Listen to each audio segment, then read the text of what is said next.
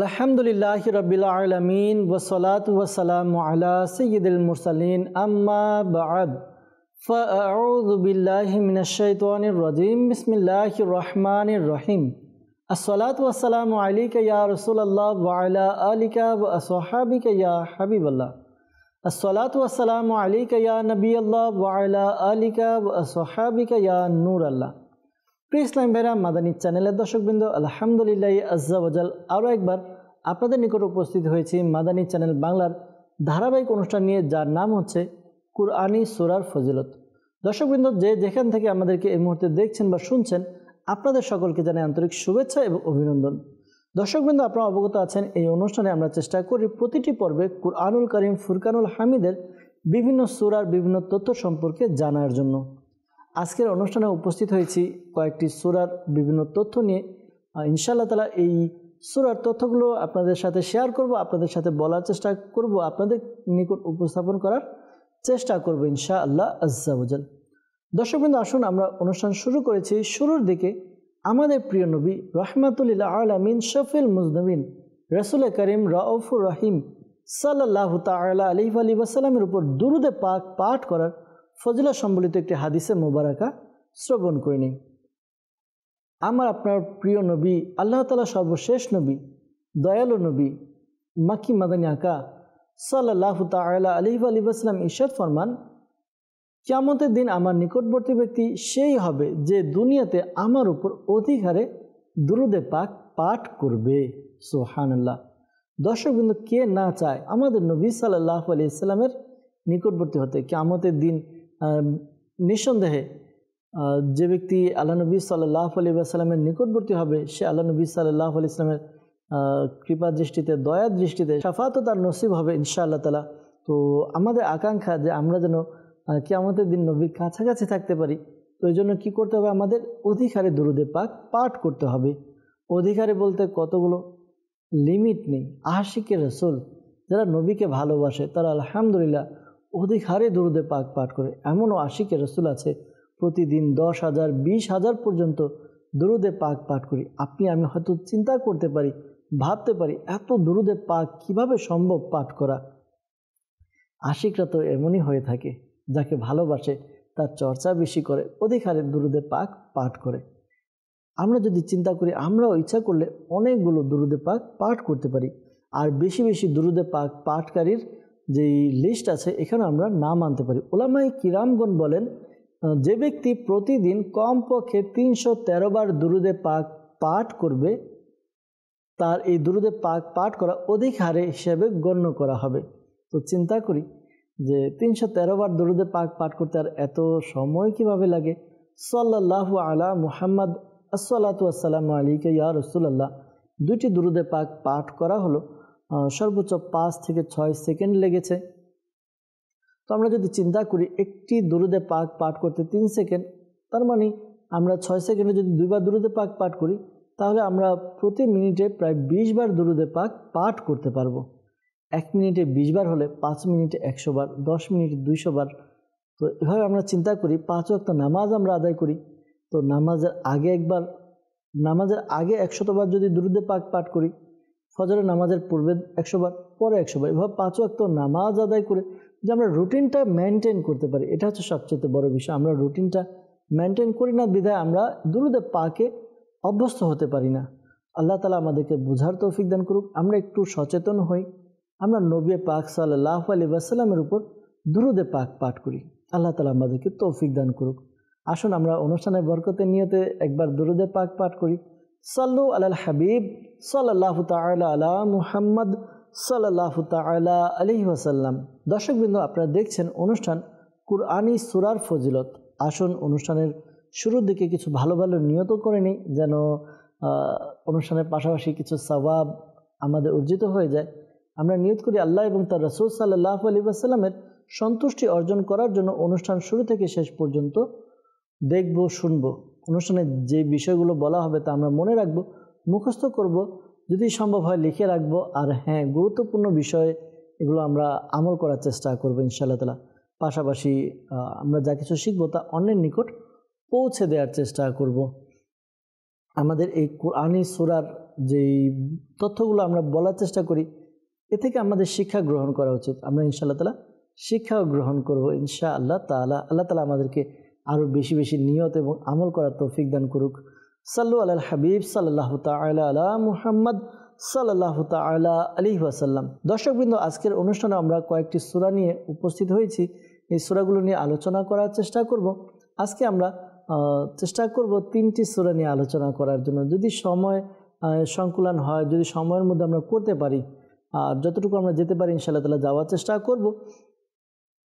আজকে সূরা হুজুরাত, সূরা কফ এবং সূরা জারিয়াত এই 3টি সূরা নিয়ে আলোচনা করার জন্য যদি সময়ের মধ্যে আমরা ঠিকমতো এই কাজ করতে পারি ইনশাআল্লাহ আজ্জা ওয়া জাল।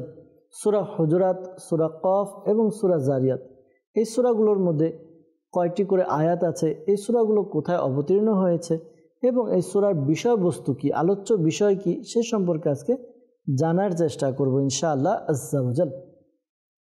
দর্শকবৃন্দ, শুরুতে আমরা সূরা হুজুরাত সম্পর্কে শ্রবণ করব। দর্শকবৃন্দ, শুরুতে আমরা সূরা হুজুরাত সম্পর্কে শ্রবণ করব যে সূরা হুজুরাত এই সূরার কোথাও অবতীর্ণ হয়েছে, অবতীর্ণের দিক দিয়ে এটি মাক্কি না মাদানী, এই সূরার মধ্যে কয়টি আয়াত রয়েছে, কয়টি রুকু রয়েছে, এই সূরার আলোচ্য বিষয় কি সে সম্পর্কে শ্রবণ করব। তো প্রথমে যাব এই সূরার কোথায় অবতীর্ণ হয়েছে, অর্থাৎ সূরা হুজুরাত এটি নাজিলের দিক দিয়ে, অবতীর্ণের দিক দিয়ে এই সূরাকে কোন সূরা বলা হয়, অর্থাৎ মাক্কি বলা হয় না মাদানী বলা হয়। তাফসিরে খাজিনের মধ্যে রয়েছে সূরা হুজুরাত এটি মদিনায় মুনাওয়ারায় অবতীর্ণ হয়েছে, এটি হচ্ছে মাদানী সূরা। যেহেতু যেই সূরা মদিনা অথবা এর আশেপাশের অঞ্চলের মধ্যে অবতীর্ণ হয় তাদেরকে মাদানী সূরা বলা হয়। হুজুরাত এই সূরার মধ্যে 18টি আয়াত রয়েছে এবং 2টি রুকু রয়েছে। সূরা হুজুরাত এর নামকরণের ইতিহাস কি, অর্থাৎ এই সূরার নাম হুজুরাত কেন হলো? কিতাবের মধ্যে বর্ণিত হয়েছে যে হুজুরাত এই শব্দের অর্থ হচ্ছে কামরা, কক্ষ। এই সূরার আয়াত নাম্বার 4-এর মধ্যে হুজুরাত শব্দটি রয়েছে, আর এই শব্দের সাথে সম্পর্ক রেখে এই সূরার নামকরণ করা হয়েছে সূরা হুজুরাত। জি হ্যাঁ দর্শকবৃন্দ, আমরা নামকরণের কারণও জেনে গেলাম। তো এই সূরার মধ্যে আলোচ্য বিষয়গুলো কি কি, এখন আমাদের হয়তো প্রশ্ন আসছে যে সূরার মধ্যে কি কি বিষয় আলোচনা করা হয়েছে। আসুন আজকের পর্বে আমরা জানবো সূরা হুজুরাত এর মধ্যে যে বিষয়গুলো নিয়ে আলোচনা করা হয়েছে সেই বিষয়গুলো কি কি। সূরা হুজুরাতের মূল যেই আলোচ্য বিষয় তা হচ্ছে এই সূরার মধ্যে কয়েকটি বিষয়ে মুসলমানদের প্রশিক্ষণ দেওয়া হয়েছে, মুসলমানদেরকে তরবিয়ত করা হয়েছে। যেমন এই সূরার মধ্যে এই বিষয়গুলো তরবিয়ত করা হয়েছে যে এই সূরার শুরুর দিকে হুজুরে পুর নূর সাল্লাল্লাহু আলাইহি ওয়াসাল্লামের বারগাহে উপস্থিত হওয়ার যে আদব রয়েছে এই আদব সম্পর্কে বর্ণনা করা হয়েছে।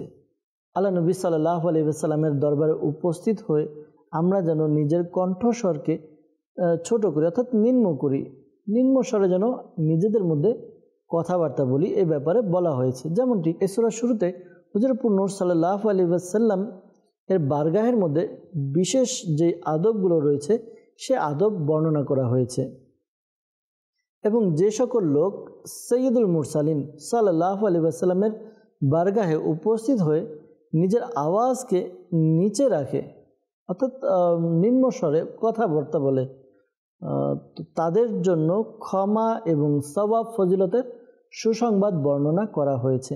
এমন অনেক ব্যক্তি রয়েছে যারা আল্লাহ নবী সাল্লাল্লাহু আলাইহি ওয়াসাল্লামের বারগাহে উপস্থিত হয় কিন্তু উপস্থিত হওয়ার যে আদবগুলো সেগুলো জানে না। তো এই সূরার মধ্যে এই আদবগুলো বর্ণনা করা হয়েছে যে যখন তোমরা নবী পাক সাল্লাল্লাহু আলাইহি ওয়াসাল্লামের দরবারে উপস্থিত হও, উপস্থিত হয়ে নিজেদের সাথে যখন কথাবার্তা বলো তখন নিজের আওয়াজকে ছোট রাখো, এই একটি বিষয় গেল। আর যারা এরকম করবে তাদের অর্থাৎ আওয়াজকে নিম্ন রাখবে তাদের ফজিলত কি, তাদের ক্ষমা করা হবে এবং তাদের জন্য ফজিলত রয়েছে, সওয়াব রয়েছে, এই সুসংবাদও দেওয়া হয়েছে। পাশাপাশি এই সূরার মধ্যে আরও যে বিষয় আলোচনা করা হয়েছে তা হচ্ছে মুসলমানদের সামাজিক আদব বর্ণনা করা হয়েছে, যে সমাজের মধ্যে কিভাবে চলবে, কি এই সামাজিক যে আদবগুলো রয়েছে, শিষ্টাচার, এগুলো বর্ণনা করা হয়েছে এবং চারিত্রিক তরবিয়ত করা হয়েছে, চারিত্রিক প্রশিক্ষণ দেওয়া হয়েছে যে আমরা যেন যখন কেউ কোনো কথা বলবে, কেউ কোনো সংবাদ আমাদেরকে দিবে, এই সংবাদ যেন আমরা যখন পাবো তখন এটা যাচাই বাছাই ছাড়া বিশ্বাস না করি। অনেকে আছে কেউ কোনো কথা বলল যে অমুকে অমুক কাজ করেছে, আমরা যাচাই বাছাই ছাড়াই কি করি, আমরা এটা বিশ্বাস করে নিই। তো এমনটি নয়, আমরা যাচাই বাছাই করে তারপর আমরা কি করব, কোনো কথা বিশ্বাস করব। অনেকে আছে মুসলমানদের ব্যাপারে বিভিন্ন কুধারণা করে থাকে এবং তাদের গীবত করে থাকে। তারপর অনেকে আছে একে অপরের নামকে বিকৃত করে, যেমন আছে অনেকে নামকে বিকৃত করে। কারো নাম হচ্ছে একটি, তো বিকৃত করে তাকে কালো মোটা, এটা এক নাম চেঞ্জ করে অন্য নামে তাকে ডাকা, পাশাপাশি নামকেও ছোট করে দেয়। যেমন সোলেমান, তো একে সোল্লা, বিভিন্ন রকম নাম বিকৃত, আপনারাও এইটা অবগত আছেন, অনেকে করে থাকে। তো এই সকল বিষয় এবং কারো নাম নিয়ে মজা ঠাট্টা করা, এ সকল বিষয় নিষেধ করা হয়েছে এই সূরার মধ্যে। অর্থাৎ এই বিষয়ে আমাদেরকে প্রশিক্ষণ, আমাদেরকে বলে দেওয়া হয়েছে যেন এই সকল কাজ যেন আমরা না করি। কারো ব্যাপারে কোনো ধারণা করা, গীবত করা, তারপর হচ্ছিল নাম বিকৃত করা, এগুলো থেকে যেন আমরা বেঁচে থাকি। পাশাপাশি দর্শকবৃন্দ, এই সূরার মধ্যে এই নির্দেশ দেওয়া হয়েছে যে যদি মুসলমানদের মধ্যে দুইটি দল, দুইটি গোত্র, তারা নিজেদের মধ্যে ঝগড়া লাগে, ঝগড়াঝাটি করে, তখন তাদের মধ্যে মীমাংসা করে যেন দেওয়া হয়, এ ব্যাপারে হুকুম দেওয়া হয়েছে। আর যদি তারা নিজেদের মধ্যে মীমাংসা না করে, তবে যারা বাতিল রয়েছে তাদের বিরুদ্ধে কথা বলো, যারা হকের মধ্যে রয়েছে তাদের পক্ষ হয়ে কি করবে, যারা বাতিল তাদের সাথে যুদ্ধ করবে, তারা যেন সত্যের পথে চলে আসে বা তারা যেন বুঝতে পারে। এই বিষয়টি আলোচনা করা হয়েছে এই সূরার মধ্যে, অর্থাৎ সূরা হুজুরাতের মধ্যে। সূরা হুজুরাতের মধ্যে আরেকটি বিষয় বর্ণনা করা হয়েছে, অর্থাৎ এই সূরার শেষের দিকে ঈমান আনয়নের ব্যাপারে বর্ণনা করা হয়েছে যে রাসূল সাল্লাল্লাহু আলাইহি ওয়াসাল্লামের উপর বা আল্লাহ এবং রাসূলের উপর যে ঈমান আনয়ন করা হয় বা এটা আমাদের আনতে হবে। পাশাপাশি প্রকৃত মুসলমান সে ব্যক্তি যে আল্লাহ তাআলা এবং তার রাসূলে মকবুল সাল্লাল্লাহু আলাইহি ওয়াসাল্লামের উপর ঈমান আনে এবং তারা দ্বীনের, ধর্মের প্রত্যেকটি বিষয়ের যেন তারা মান্য করে এবং এ সকল বিষয়, অর্থাৎ দ্বীনের কোনো ব্যাপারে যেন সন্দেহ তাদের অন্তরে সৃষ্টি না হয় এবং নিজের জান মাল এগুলো থেকে আল্লাহ তাআলার রাস্তায় যেন খরচ করে জিহাদ করে। তো আল্লাহ তাআলা আমাদেরকে বোঝার তৌফিক দান করুক। দর্শকবৃন্দ, সূরা হুজুরাতের মধ্যে এই কিছু বিষয় উল্লেখযোগ্য ছিল যেগুলো আলোচনা করা হয়েছে, তা আমরা শ্রবণ করলাম। আল্লাহ তাআলা আমাদেরকে এখান থেকে শিক্ষণীয় বিষয়গুলো নিয়ে এর উপর আমল করার তৌফিক দান করুক। সাল্লু আলাল হাবিব সাল্লাল্লাহু তাআলা আলা মুহাম্মদ সাল্লাল্লাহু তাআলা আলাইহি ওয়াসাল্লাম। দর্শকবৃন্দ, আমরা সূরা হুজুরাত সম্পর্কে শ্রবণ করলাম যে সূরা হুজুরাতের মধ্যে কোন কোন বিষয় আলোচনা করা হয়েছে। এখন আমরা ইনশাআল্লাহ আজ্জা ওয়া জাল সূরা কফ সম্পর্কে শ্রবণ করব। সূরা কফ এর বিস্তারিত জানবো, এটি কোথায় অবতীর্ণ হয়েছে, এর মধ্যে কয়টি রুকু আয়াত রয়েছে এবং এই সূরার নামকরণের ইতিহাস এবং এর যে আলোচ্য বিষয় সে সম্পর্কে শ্রবণ করব। সূরা কফের ব্যাপারে এসেছে, তাফসীর খাজিনের মধ্যে বর্ণিত হয়েছে যে সূরা কফ এটি হচ্ছে মাক্কি সূরা, অর্থাৎ মক্কায় অবতীর্ণ হয়েছে। আর এই সূরার মধ্যে সর্বমোট 45টি আয়াত এবং 3টি রুকু রয়েছে। সূরা কফ এর নামকরণ কিভাবে হলো এ সম্পর্কে এসেছে যে কফ এটি হচ্ছে হরুফে মুকাত্তাআত, আর এই সূরার সর্বপ্রথম যে আয়াত তা শুরু হয়েছে এই কফ দিয়ে। তো এর সাথে সম্পর্ক রেখে এই সূরার নামকরণ করা হয়েছে সূরা কফ। দর্শকবৃন্দ, এই সূরা সম্পর্কে হাদিসে মুবারাকাও এসেছে। আসুন আমরা দু একটি হাদিসে মুবারাকা শ্রবণ করে নিই। হযরত উমর বিন খাত্তাব রাদিয়াল্লাহু তাআলা আনহু তিনি বর্ণনা করেন, তিনি এক সাহাবী রাদিয়াল্লাহু তাআলা আনহুকে জিজ্ঞাসা করলেন, নবী করিম রউফুর রহিম সাল্লাল্লাহু আলাইহি ওয়াসাল্লাম ঈদাইন, অর্থাৎ 2 ঈদের নামাজ আদায় করেন, ওই নামাজের মধ্যে কোন সূরা তিলাওয়াত করেন, পাঠ করেন? তখন ওই সাহাবী রাদিয়াল্লাহু তাআলা আনহু তিনি আরজ করলেন, হুজুরপুর নূর সাল্লাল্লাহু আলাইহি ওয়াসাল্লাম ঈদাইন কি নামাজ, এই নামাজের মধ্যে কফ ওয়াল কুরআনিল মাজিদ এই সূরা এবং আরেকটি সূরা তা হচ্ছে ইকতারাবাতিস সাআতু ওয়ানশাক্কাল কমারু, এই সূরা, এই উভয় সূরাটি তিলাওয়াত করেন। আরেকটি হাদিসে মুবারাকের মধ্যে এসেছে যা মুসলিম শরীফ থেকে বর্ণিত হয়েছে বা মুসলিম শরীফ থেকে নেওয়া হয়েছে। মুসলিম শরীফে বর্ণিত হয়েছে হযরত উম্মে হিশাম বিনতে হারিসা রাদিয়াল্লাহু তাআলা আনহু বর্ণনা করেন যে আমি কফ ওয়াল কুরআনিল মাজিদ এই সূরাটি নবী করিম সাল্লাল্লাহু আলাইহি ওয়াসাল্লামের জবান মুবারক থেকে শ্রবণ করেছি। আর এই সূরা আমি নবী করিম সাল্লাল্লাহু আলাইহি ওয়াসাল্লাম থেকে শুনতে শুনতে মুখস্থ করে নিয়েছি। আর আল্লাহ নবী সাল্লাল্লাহু তাআলা আলাইহি ওয়াসাল্লাম প্রত্যেক জুমার দিন মিম্বরে খুতবা দেওয়ার জন্য যখন ওঠেন তখন এই সূরার তেলাওয়াত করেন। সুবহানাল্লাহ। দর্শকবৃন্দ, আমরা জানলাম এই সূরা কফ সম্পর্কে হাদিসে মুবারাকা শ্রবণ করলাম। এখন আমরা সূরা কফের আলোচ্য বিষয় সম্পর্কে শ্রবণ করব। সূরা কফ এই সূরার যে আলোচ্য বিষয় রয়েছে তা হচ্ছে, এই সূরার মধ্যে অনেকগুলো বিষয় রয়েছে, আলোচনা করা হয়েছে। এর মধ্যে মূল যে বিষয় আলোচনা করা হয়েছে তা হচ্ছে মৃত্যুর পর পুনরায় জীবিত হওয়া, এটার দলিল বর্ণনা করা হয়েছে। এবং ইসলামের মধ্যে যে ইসলামের যেই মৌলিক আকীদাগুলো রয়েছে সে আকীদার যদি কেউ অস্বীকার করে তো সেই ব্যাপারে কি তাদের কি শাস্তি রয়েছে বা কি হবে এই সম্পর্কে আলোচনা করা হয়েছে। এছাড়াও আরও কিছু বিষয় এই সূরার মধ্যে আলোচনা করা হয়েছে, যেমনটি এই সূরার শুরুর দিকে এই ব্যাপারে বর্ণনা দেওয়া হয়েছে আসমান স্তম্ভ ছাড়া দণ্ডায়মান, অর্থাৎ আল্লাহ তাআলা আসমানকে সৃষ্টি করেছেন কিন্তু কোনো খুঁটি রাখেননি। এরপর আল্লাহ তাআলা আসমানের মধ্যে তারকা নক্ষত্রকে সুন্দর করে সাজিয়েছেন। পাশাপাশি আল্লাহ তাআলা জমিনের মধ্যে কি করেছেন, পানি প্রবাহিত করেছেন। পাশাপাশি বড় বড় পাহাড় এই জমিনের মধ্যে দণ্ডায়মান রয়েছে।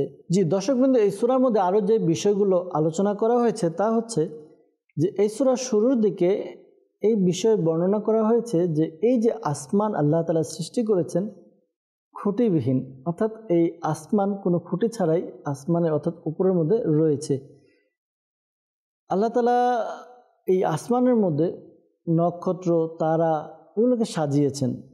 আল্লাহ তাআলা এই জমিনের মধ্যে পানি প্রবাহিত করেছেন এবং বড় বড় পাহাড়গুলো কি হচ্ছে জমিনের মধ্যে দণ্ডায়মান রয়েছে। আল্লাহ তাআলা জমিন থেকে চারা কি করছেন, উৎপন্ন করছেন, অর্থাৎ জমিন মাটি ফেটে চারা বের হচ্ছে। এই যে এই সকল বিষয় আল্লাহ তাআলা আসমান থেকে পানি বর্ষণ করছেন, বৃষ্টি হচ্ছে, এই সকল বিষয় এটা প্রমাণ করে যে আল্লাহ তাআলার কুদরত, এগুলো আল্লাহ তাআলার কুদরত, আর এগুলো প্রমাণ করে যে আল্লাহ তাআলা আছেন। তো এই সকল দলিল বর্ণনা করা হয়েছে এই সূরার মধ্যে। পাশাপাশি এই সূরার মধ্যে আরও যে বিষয় বর্ণনা করা হচ্ছে তা হচ্ছে পূর্ববর্তী উম্মত যারা রয়েছে, যেমন হযরত নূহ আলাইহিস সালামের যে গোত্র, তার সঙ্গী সাথী যে আসহাবে রাস, সামুদ গোত্র, আদ গোত্র, ফিরআউন তাদের, এরপর হযরত লূত আলাইহিস সালামের কওম আসহাবে আইকা, হযরত শুআয়ব আলাইহিস সালামের গোত্র এবং কওমে তুব্বা, তাদের ব্যাপারে বর্ণনা করা হয়েছে যে যখন তারা আল্লাহ তাআলার পক্ষ থেকে আল্লাহ তাআলার রাসূলদেরকে পাঠানো হয়েছে, ওই গোত্রগুলো তাদের অর্থাৎ ওই বিভিন্ন আম্বিয়া কিরামের যারা গোত্র ছিল, কওম ছিল, তারা কি করেছে, অস্বীকার করেছে, যে তার রাসূল হিসেবে মেনে নেয়নি। এই যে অস্বীকার করেছে, এর পরিপ্রেক্ষিতে আল্লাহ তাআলা তাদের উপরে কি করেছেন, আযাবকে নাজিল করেছেন।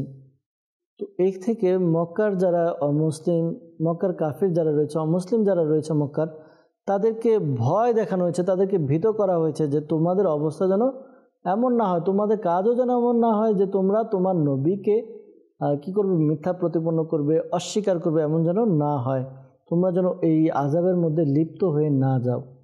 এই কথা বর্ণনা করা হয়েছে এই সূরার মধ্যে।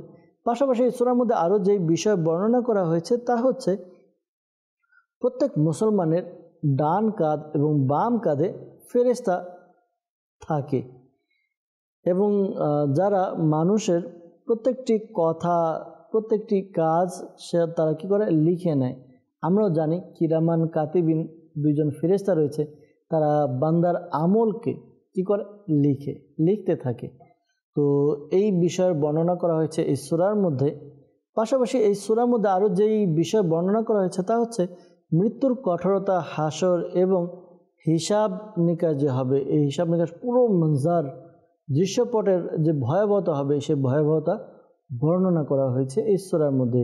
দর্শকবৃন্দ, এই সূরার শেষের দিকে যে বিষয়টি বর্ণনা করা হয়েছে তা হচ্ছে মুত্তাকির লোক যারা রয়েছে, পরহেজগার লোক যারা রয়েছে, যারা নেককার মুত্তাকি লোক, তাদের গুণাবলী বর্ণনা করা হয়েছে, তাদের প্রতিদান কী দেওয়া হবে তা বর্ণনা করা হয়েছে।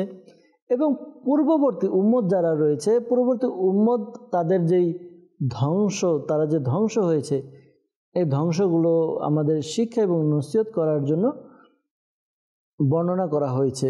এবং হককে কবুল করার, হক বিষয়কে অন্তরে রাখার ব্যাপারে এবং কোরআনের যে নসিহতগুলো রয়েছে, এই নসিহত যেন আমরা কবুল করি, এই বিষয়গুলো এই সূরার মধ্যে বর্ণনা করা হয়েছে। দর্শকবৃন্দ, আমরা এই অনুষ্ঠানের মধ্যে বা এখন আমরা জানতে পারলাম যে সূরা কফ এর আলোচ্য বিষয়গুলো কি কি। দর্শকবৃন্দ, যা কিছু আমরা শুনলাম আমরা যেন তা মনে রাখি, আমল করি, আর এইখান থেকে যেন শিক্ষা গ্রহণ করি। আজকের অনুষ্ঠানে দর্শকবৃন্দ আমরা সূরা হুজুরাত এবং সূরা কফ সম্পর্কে শ্রবণ করেছি। এই দুটি সূরা কোথায় অবতীর্ণ হয়েছে, এই উভয় সূরা মধ্যে কয়টি আয়াত, কয়টি রুকু রয়েছে, এই সূরাগুলোর নামকরণের কারণ কি, কিভাবে এর নামকরণ হলো, পাশাপাশি এই সূরার যে আলোচ্য বিষয়গুলো রয়েছে তা আমরা শ্রবণ করার সৌভাগ্য অর্জন করেছি। দর্শকবৃন্দ, আমরা শুনলাম বাস এমন যেন না হয়, এখান থেকে শিক্ষা গ্রহণ করার প্রত্যেকটি কাজের কোনো না কোনো উদ্দেশ্য হয়। মাদানী চ্যানেলের মাধ্যমে আমরা দেখছি এই অনুষ্ঠান কোরআনী সূরার ফজিলত। এই অনুষ্ঠান করার উদ্দেশ্য কি? উদ্দেশ্য হচ্ছে এই যে কোরআনী বিষয়বস্তু শ্রবণ করে আমরা যেন থেকে শিক্ষা গ্রহণ করতে পারি যে পূর্ববর্তী উম্মতরা এমন করেছে, পূর্ববর্তীতে কাজ এমন ছিল, আল্লাহ তাআলা আমাদেরকে এই নির্দেশ, এই কাজ করার জন্য বলেছেন বা এই বিষয়ে আলোচনা করা হয়েছে। এখন এখান থেকে যে সকল কাজ করণীয় শিক্ষা গ্রহণ করে আমাদেরকে করতে হবে, আর যে সকল কাজ আমাদের বর্জনীয় তা আমাদেরকে শিক্ষা নিয়ে ওই কাজগুলো ছেড়ে দিতে হবে। আল্লাহ তাআলা আমাদেরকে বুঝার তৌফিক দান করুক, আল্লাহ তাআলা আমাদেরকে নেক আমল করার তৌফিক দান করুক। দর্শকবৃন্দ, আজকে আমরা সূরা কফ এবং সূরা হুজুরাত সম্পর্কে আলোচনা শ্রবণ করেছি। অনুষ্ঠানের সময় প্রায় শেষের দিকে বিদায় নিতে হবে। আমরা যা কিছু শ্রবণ করলাম আমরা এর উপর আমল করার নিয়ত করি, এ থেকে শিক্ষা গ্রহণ করার নিয়ত করে নিই। আল্লাহ তাআলা আমাদেরকে বেশি বেশি ইবাদত করার, বেশি বেশি আমল করার তৌফিক দান করুক। দর্শকবৃন্দ, ইনশাআল্লাহ তাআলা পরবর্তী পর্বে উপস্থিত হয়ে আমরা আরও কয়েকটি সূরার ফজিলত এবং কয়েকটি সূরার বিষয়বস্তু নিয়ে আলোচনা করব। আজকে আমাদের ইচ্ছা ছিল আরও একটি সূরার বিষয়বস্তু নিয়ে আমরা আলোচনা করব, কিন্তু সময়ের স্বল্পতার কারণে আমরা তা পারিনি। ইনশাআল্লাহ তাআলা যেহেতু ধারাবাহিক অনুষ্ঠান, আমরা পর্যায়ক্রমে ইনশাআল্লাহ তাআলা শ্রবণ করতে থাকব। দর্শকবৃন্দ, আগামী পর্ব দেখার আমন্ত্রণ জানিয়ে আমাদের আজকের অনুষ্ঠান আমরা এখানেই শেষ করব।